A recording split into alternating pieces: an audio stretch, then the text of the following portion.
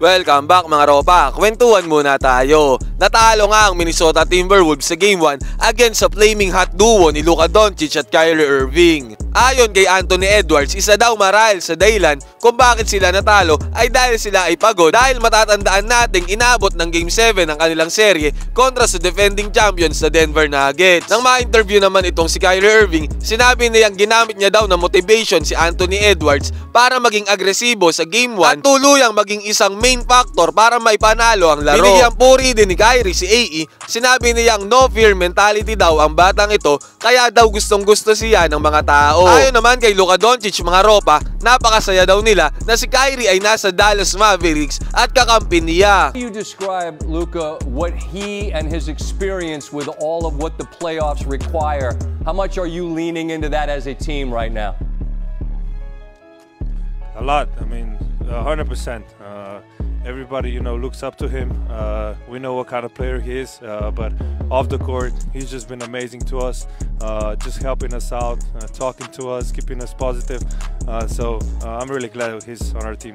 Ayon mismo kay Charles Barkley, si Karl Anthony Towns daw ay isang malaking asset para sa kupunan ng Minnesota Timberwolves. Halos every possession daw mga ropa ay nakakakuha si Karl Anthony Towns ng mismatch sa kanyang kabantayan. Dapat daw i-maximize ito ni Karl Anthony Towns. Ang pag-maximize daw ni Kat sa mga mismatch ay isa sa magiging susi para maigabang at may panalo ng Minnesota Timberwolves ang laro. Sa Game 1 mga ropa, kung napanood nyo ng buo yung game, pansinin nyo si Anthony Edwards. Hirap na hirap siyang pumasok sa depensa ng Dallas Mavericks. Ngayon mga ropa, nakahanap ng matinding katapat ang Minnesota Timberwolves, nakapareho ng kanilang playstyle at naipapanalo ang game gamit ang depensa at ang opensa. Noong serye kasi nila kontra sa Denver Nuggets, masasabi nating hindi naman ganoong kahigpit ang depensa ng Denver, na madaling napapasukan ni Anthony Edwards at nasasalaksakan. Compared ngayon sa players ng Dallas Mavericks na mabibilis at nako-close out agad itong si Anthony Edwards kapag siya ay papasok sa ring. Kaya kung mapapansin nyo mga ropa, 19 points lang ang in-score ni Anthony Edwards.